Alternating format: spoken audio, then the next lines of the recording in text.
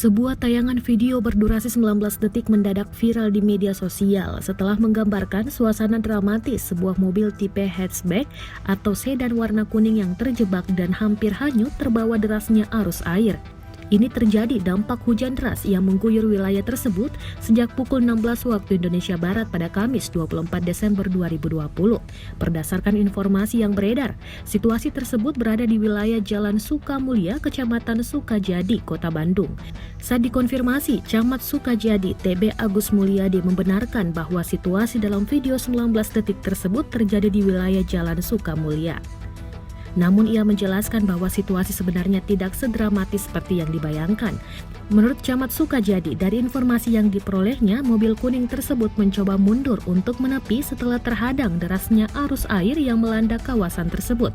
Ia benar, itu di Jalan Sukamulya, tapi kondisinya tidak seperti yang dibayangkan. Dari informasi yang saya dapat, itu mobil bukan hanyut, tapi mencoba mundur untuk menepi karena ada banjir di depannya. Karena kontur jalan di sana menanjak atau menukik turun, jadi arus air cukup deras dan seolah mendorong mobil itu, ujarnya melalui sambungan telepon pada Kamis 24 Desember 2020. Disinggung terkait kondisi banjir di wilayah Kecamatan Sukajadi, Agus mengatakan terdapat 6 lokasi yang terendam banjir. Penyebabnya berbagai faktor, diantaranya curah hujan yang tinggi dan debit air yang tidak seimbang dengan lebar badan sungai.